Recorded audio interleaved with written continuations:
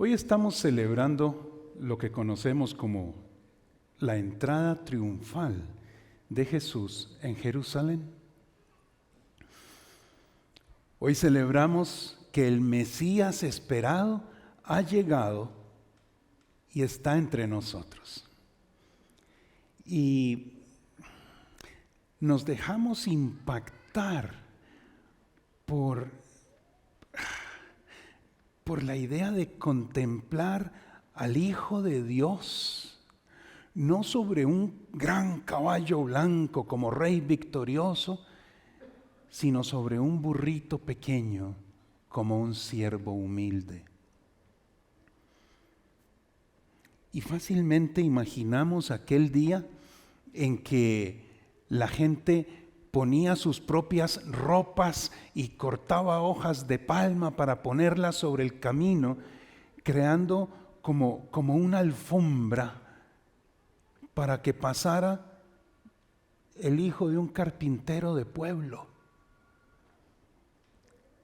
Pero a ese hijo de carpintero de pueblo lo vitoreaban con voces que gritaban: ¡Hosana al Hijo de David! ¡Sálvanos, ungido de Dios! Bendito el que viene en el nombre de Jehová. Y si ustedes son como yo, probablemente con alguna facilidad ya pueden hacer la imagen en su mente. ¿Cómo era aquella escena? En medio del calor del día, en el camino polvoriento de entrada, aquel hombre sencillo, sentado sobre un burrito, y la gente gritando, vitoreándolo: ¡Hosana! ¡Hosana al Hijo de David! Pero quiero pedirles que detengamos la escena allí. Quiero retarles a cambiar de punto de vista, o si me permiten decirlo de esta forma, a que nos cambiemos a la acera del frente. Usualmente pensamos en esta escena viendo la multitud y pensamos en los vítores y demás, pero yo quiero invitarles a pensar hoy en aquel momento de la entrada a Jerusalén. ¿Qué podría haber estado pasando por la mente de Jesús? ¿Cuáles pueden haber sido las emociones en el corazoncito de Jesús en ese momento? Y quiero ofrecerles un par de elementos de contexto. Déjenme desenvolver esto primero.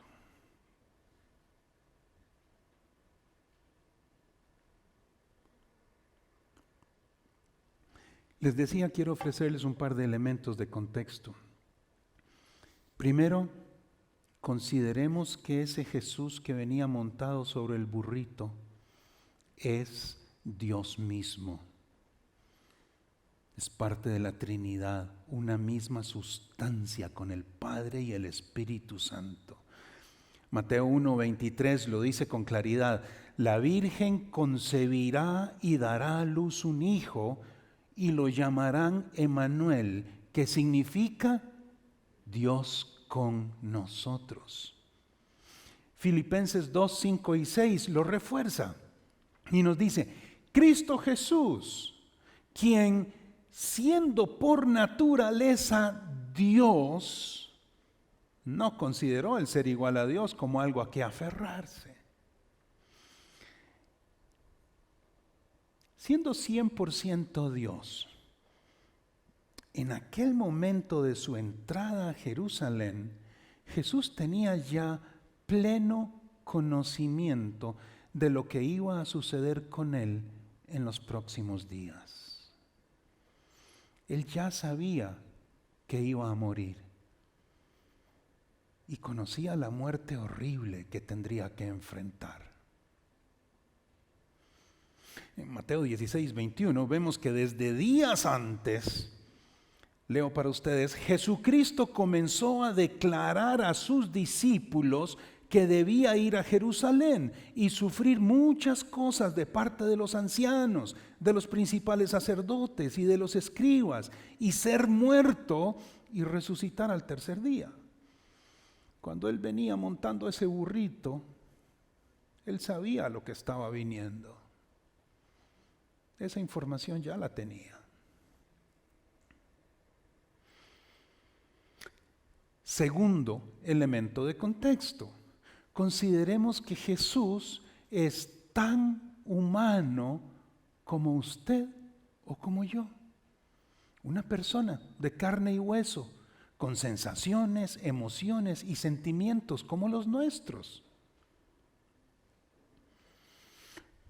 Porque hay un solo Dios y un solo mediador entre Dios y los hombres, Jesucristo, hombre, el cual se dio a sí mismo en rescate por todos, dice 1 Timoteo 2:5.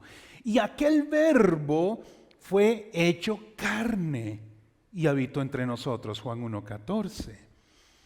Filipenses 2:7 nos dice que se rebajó voluntariamente tomando naturaleza de siervo y haciéndose semejante a los seres humanos.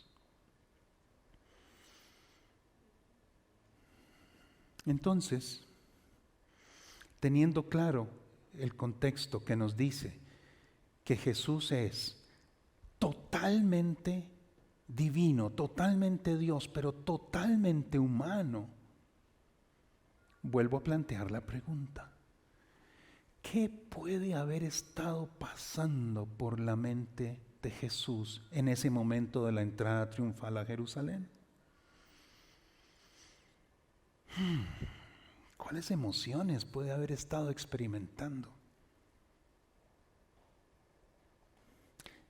He estado pensando en esto y yo me imagino que Jesús debe haber estado experimentando un torbellino de emociones que difícilmente nos podríamos imaginar con precisión.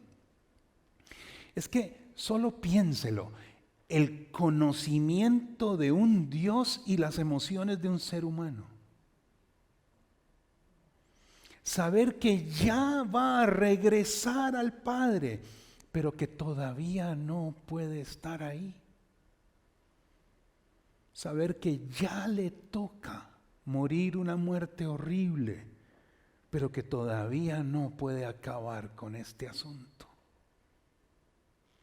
Tener ya la mirada en el cielo, pero todavía no poder despegar los pies del suelo.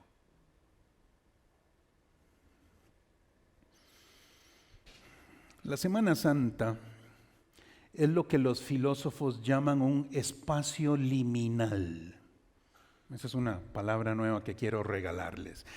Liminal es una palabra que viene del latín limes, que significa límite, frontera.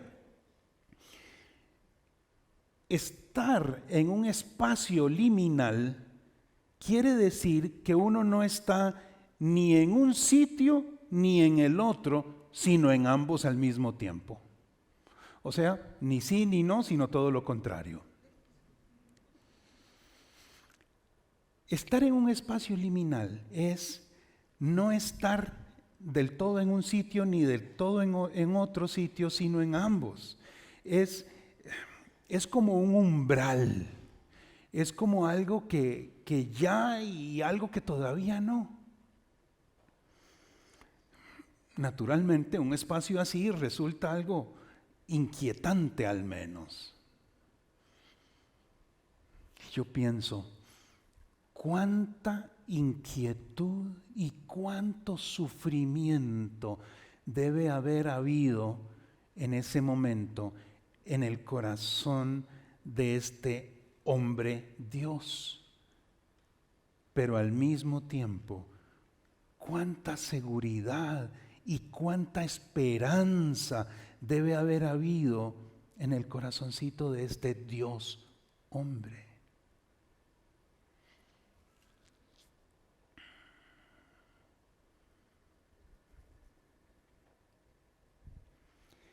esta semana liminal de Jesús abre la puerta, da inicio a algo mucho más grande, mucho más grande.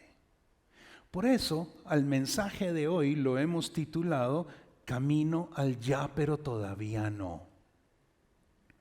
Y es que las acciones que Jesús emprendió durante esta semana, las cosas que Jesús pasó durante esta semana y cuyo inicio estamos celebrando hoy, desencadenaron algo enorme, tan grande como el mismísimo fin del mundo, tal como lo conocemos usted y yo. Pero retrocedamos un poquito en la historia para entender mejor. Y para retroceder un poquito quiero ir a Génesis 1. El último verso de Génesis 1, de hecho. El relato de la creación en el libro de Génesis nos muestra que Dios creó un mundo perfecto. Y en Génesis 1:31 nos dice que después de haber creado todo, dice, Dios miró todo lo que había hecho y consideró que era muy bueno. Dios creó una creación, permítanme la redundancia, perfecta. Pero entonces el mal entró en escena y el diablo corrompió aquella creación perfecta, dando inicio a una batalla de proporciones cósmicas, una batalla entre el bien y el mal. Y veo algunas personas tomando nota. Si están tomando nota, las referencias de esto no las podemos ver hoy por un asunto de tiempo, pero las pueden encontrar en Isaías 14, del 12 al 15, Ezequiel 28, del 12 al 19 y Génesis 3, del 1 al 24. Se los dejo de tarea. Entonces, retomemos. El mal entra en escena y el diablo corrompe, secuestra aquella creación perfecta que Dios había hecho. Pero Dios tiene un plan. Dios tiene un plan. El plan de Dios es derrotar al mal que ha secuestrado la creación, para así entonces regresar las cosas a su estado perfecto original que Dios pretendía, que Dios quería. Y vamos a dar un saltito desde Génesis hasta Apocalipsis. La visión final que tuvo el apóstol Juan y que él mismo escribió en el libro de Apocalipsis nos revela cómo termina el plan de Dios. Si se dan cuenta, aquí estoy haciendo un arco que va desde el Génesis hasta el Apocalipsis. En Apocalipsis 21, leo para ustedes del 1 al 5, dice el apóstol Juan, relatándonos su visión. Vi un cielo nuevo y una tierra nueva, porque el primer cielo y la primera tierra habían dejado de existir, lo mismo que el mar. Vi además la ciudad santa, la nueva Jerusalén, que bajaba del cielo procedente de Dios, preparada como una novia hermosamente vestida para su prometido. Oí una potente voz que provenía del trono y decía: aquí entre los seres humanos está la morada de Dios. Él acampará en medio de ellos y ellos serán su pueblo. Dios mismo estará con ellos y será su Dios. Él les enjugará toda lágrima de los ojos. Ya no habrá muerte, ni llanto, ni lamento, ni dolor, porque las primeras cosas han dejado de existir. El que estaba sentado en el trono dijo: yo hago nuevas todas las cosas. Ese es el final del plan de Dios. En Génesis 1 vemos lo que Dios crea. En Apocalipsis 21 vemos cómo termina el plan de Dios, donde la historia cierra un círculo. Ahora, ¿cómo va a hacer Dios todo esto? ¿Cómo va a hacer Dios todo esto? Desde el mismo relato del Génesis, la palabra de Dios nos deja ver que habrá un campeón que luchará por nosotros y que vencerá al mal. En Génesis 3:15, tan temprano como el puro inicio del Génesis, en Génesis 3:15, Dios mismo le habla a la serpiente, que es el símbolo que representa a Satanás, y le dice que podrá morder el talón de este hijo de mujer, de este campeón que luchará por nosotros. Pero que este campeón, este hijo de mujer, este ser humano, le aplastará la cabeza a la serpiente que es Satanás. Los biblistas aseguran que hay más de 350 pasajes del Antiguo Testamento que sirven como anticipación profética de la vida, la muerte y la victoria de Jesús. Yo quiero compartir con ustedes solo uno de esos pasajes. Isaías 52 del 13 al 15. Dice el texto sagrado: miren, mi siervo triunfará, será exaltado, levantado y muy enaltecido. Muchos se asombraron de él, pues tenía desfigurado el semblante. Nada de humano tenía su aspecto. Del mismo modo, muchas naciones se asombrarán y en su presencia enmudecerán los reyes, porque verán lo que no se les había anunciado y entenderán lo que no habían oído.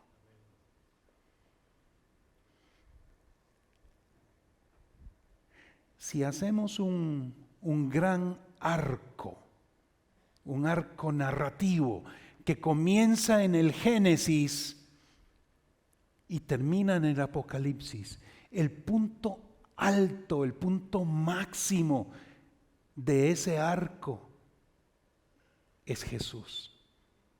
Su ministerio, su obra, su lucha por nosotros, su victoria frente al mal. Este texto de Isaías 52 nos lo anuncia y nos anuncia lo que va a pasar con él. Nos habla de su rostro desfigurado, nos habla del sufrimiento que va a enfrentar, del castigo que va a sufrir. Nos habla del asombro que va a ocasionar.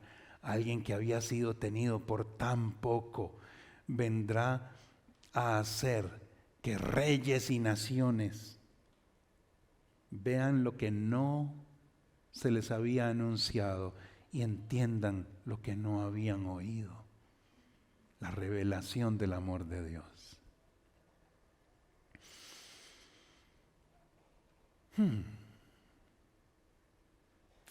En la cruz de aquella primera Semana Santa, el mal fue completa y definitivamente derrotado por el bien.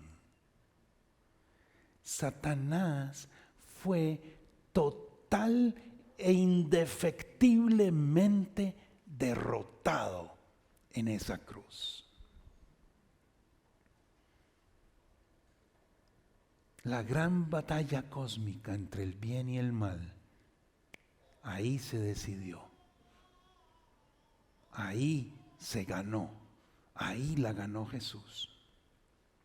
Colosenses 1, 13 y 14 nos dice que Él, Dios, nos libró del dominio de la oscuridad y nos trasladó al reino de su amado Hijo, Jesús, en quien tenemos redención, el perdón de pecados. Colosenses 2:15, apenas unos versículos más adelante, nos dice que Dios desarmó a los poderes y a las potestades y por medio de Cristo los humilló en público al exhibirlos en su desfile triunfal. Gálatas 1, 4 y 5 nos dice que Jesucristo dio su vida por nuestros pecados para rescatarnos de este mundo malvado, según la voluntad de nuestro Dios y Padre, a quien sea la gloria por los siglos de los siglos. Amén. Entonces, de esto se trata la Biblia. La Biblia es la historia de cómo Dios hizo una creación perfecta, cómo Satanás se la robó y cómo Jesús venció a Satanás en la cruz para así recuperar la creación, humanidad incluida, para hacerla de nuevo perfecta. Y esto es algo que ya sucedió hace 2000 años. Y si usted está analizando un poquito lo que yo estoy diciendo, probablemente en este momento usted está pensando que a este rompecabezas le hace falta un par de piezas, porque como que no encaja.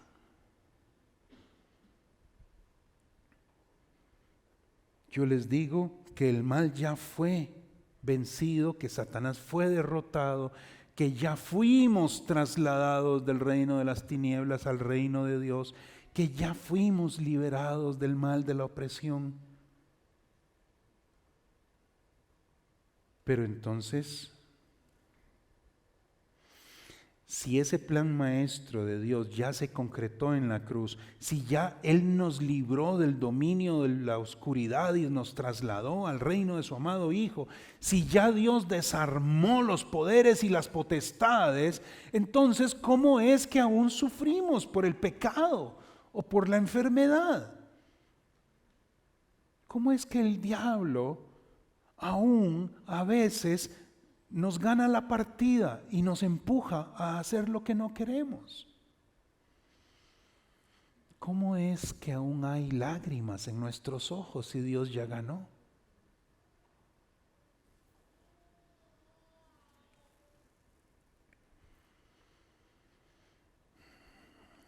Lo que sucede, mis amados, es que ustedes y yo vivimos en un espacio liminal. ¿Recuerdan el concepto? Ustedes y yo vivimos en un espacio liminal, en un tiempo de ya, pero todavía no, que dio inicio con la labor de Jesucristo en aquella primera Semana Santa, pero que aún no ha terminado. Permítanme ofrecerles un ejemplo sencillo. Mi cumpleaños es el 20 de febrero, por si lo quieren anotar para el próximo año. El día de mi cumpleaños, cuando yo me despierto en la mañana, mi esposa me da un beso y me dice: feliz cumpleaños, mi amor. Es mi cumpleaños. A lo largo del día, varios amigos me llaman y me felicitan, porque es mi cumpleaños. Pero, técnicamente no. Yo nací como a medianoche, como 5 minutos antes de la medianoche. Es el día de mi cumpleaños, pero todavía no he cumplido años.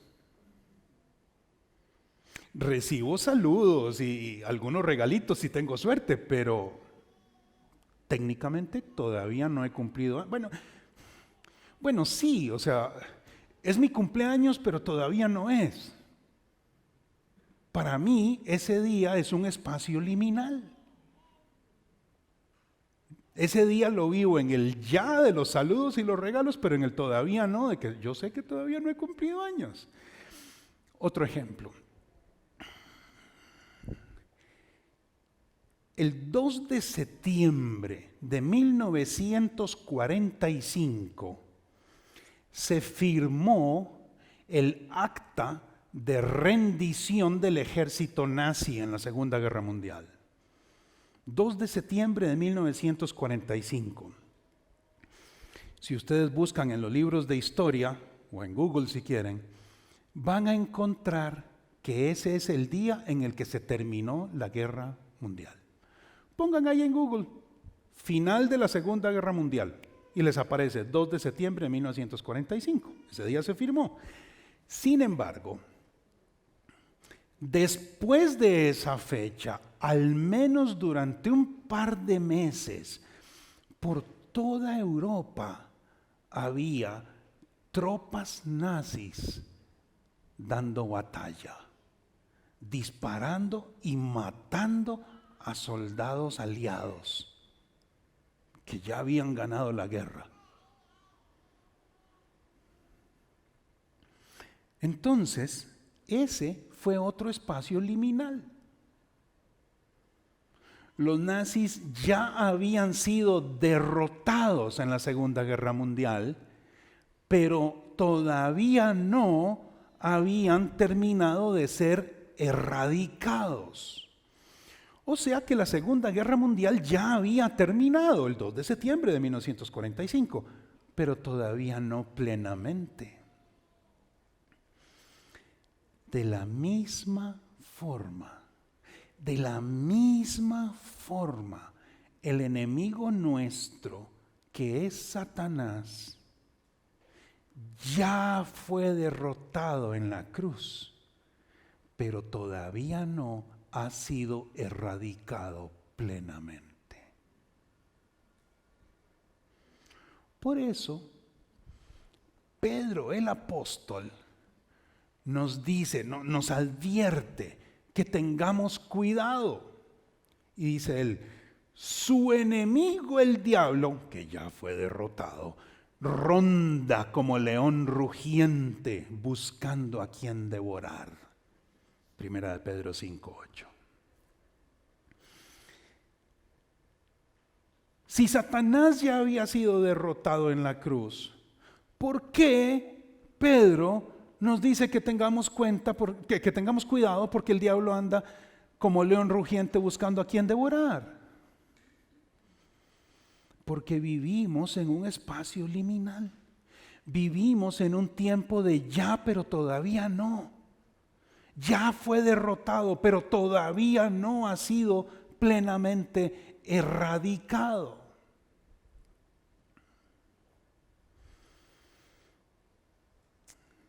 Ese espacio liminal en el que vivimos, ese ya pero todavía no, solamente se cerrará, se acabará cuando el Señor Jesús regrese en toda su gloria.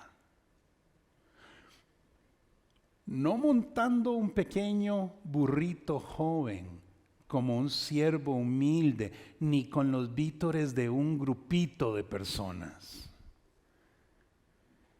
El fiel y verdadero montará un gran caballo blanco, nos dice Apocalipsis 19:11. Vendrá entre las nubes y todo ojo le verá. Apocalipsis 1:7. Conforme descienda del cielo con voz de mando, con voz de arcángel y con trompeta de Dios. Primera de Tesalonicenses 4:16. Ese día no vendrá como un siervo humilde montando un burrito. Ese día vendrá como rey victorioso y conquistador, y todo ojo le verá. Ese día, por lo menos 2 de ustedes están conmigo. Ese día ya no habrá más espacio liminal. Ese día ya no habrá más ya, pero todavía no. Ese día el reino de Dios estará entre nosotros en toda su plenitud.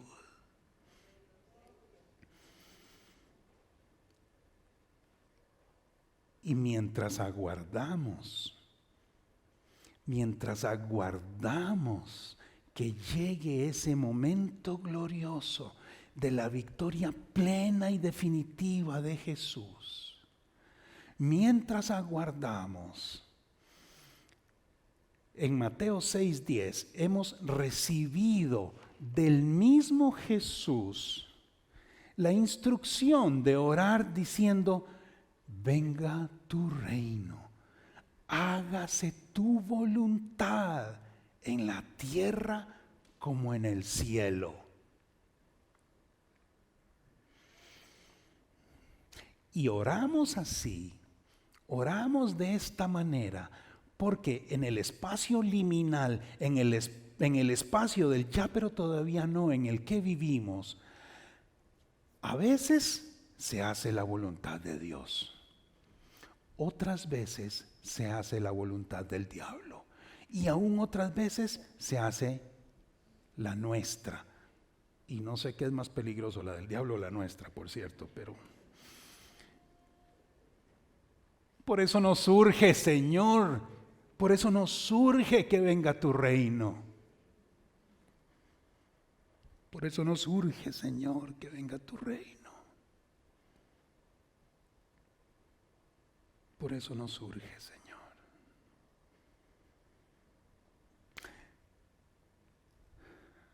Pero el lado brillante, el lado maravilloso del ya pero todavía no, el lado asombroso de este ya pero todavía no, no es el todavía no, es el ya.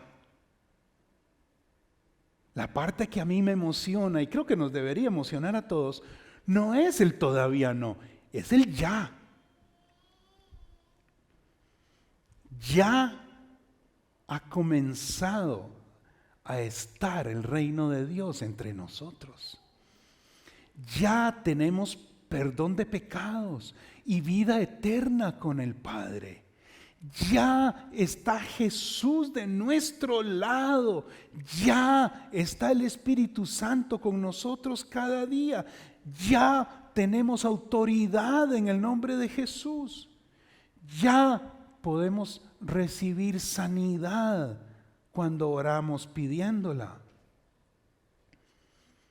Ya podemos dejar nuestras pesadas cargas a los pies de Cristo y a cambio tomar su yugo y su carga, que son ligeros.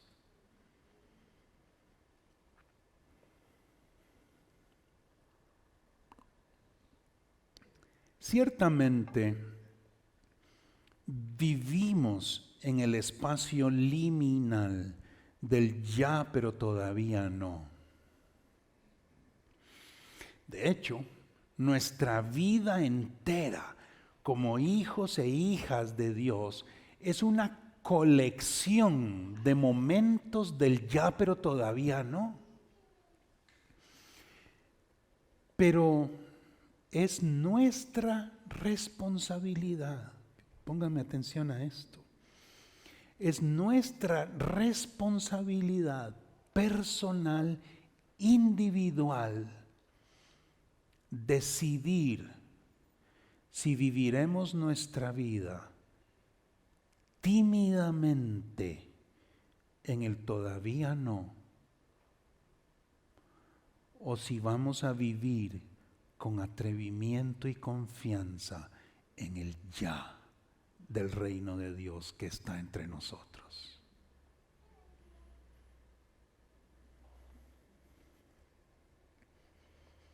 Y creo que esto es lo más importante que tengo para compartir con ustedes hoy, así que lo voy a repetir.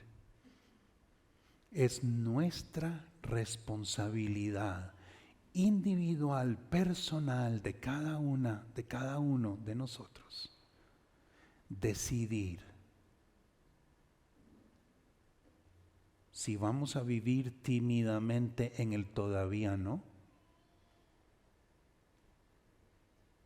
o si vamos a vivir con atrevimiento y confianza en el ya del reino de Dios.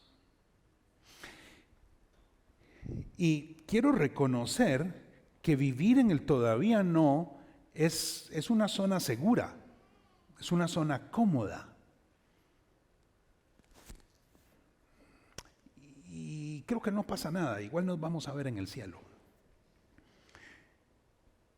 Vivir en el todavía no nos pone en una butaca cómoda y decir, bueno, vamos a tratar de vivir la vida rectamente, comportarnos decentemente mientras llega el día final. Y yo supongo que se vale. Pero vivir en el ya del reino de Dios implica salirnos de esa zona de confort. Implica arriesgarnos, porque nos vamos a encontrar que unas veces ya y otras veces todavía no, esa es la verdad. Significa salirnos de la butaca cómoda, tomar algunos riesgos, ser valientes y confiar y esperar en el Señor.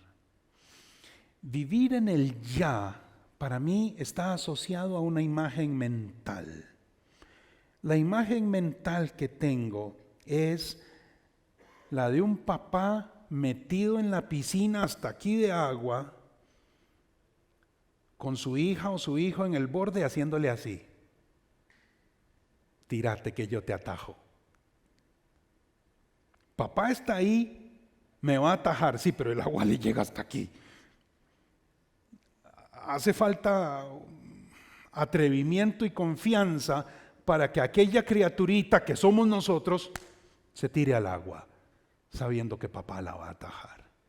Hoy yo les digo a ustedes, papá nos va a atajar todas las veces. Tírense al agua, caramba.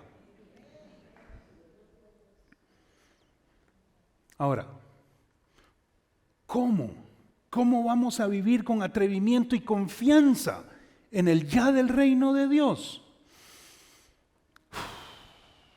Rogando a Dios que tome el control de nuestras emociones y de nuestros pensamientos, de nuestra vida toda, para entonces esforzarnos en comportarnos como si de verdad Él fuera nuestro Señor y no solo nuestro Salvador.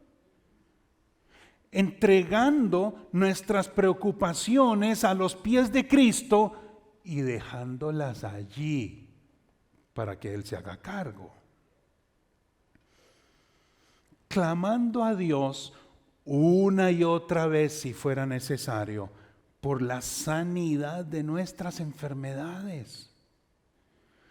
Orando por los demás, mientras confiamos en que el Espíritu de Dios hará en aquella persona la obra que estamos pidiendo.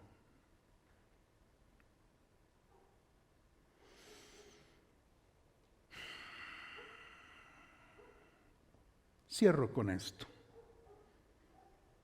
Ya vi que se me está agotando el tiempo. Cierro con esto.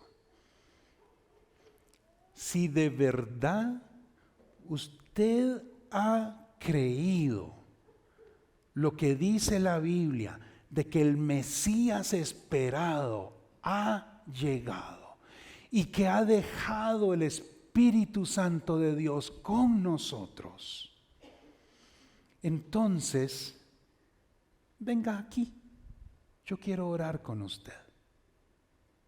Físicamente, venga aquí, yo quiero orar con usted. Mi reto hoy es, póngase de pie y venga hasta acá con atrevimiento y con confianza. Venga, para que juntos entreguemos sus preocupaciones a los pies de Cristo. Venga, para que clamemos por sanidad. Venga, para que roguemos a Dios que tome el control de nuestra vida. Venga, para que oremos juntos por aquellos que más lo están necesitando aquel. Venga aquí, para que juntos clamemos, Hosana al Hijo de David.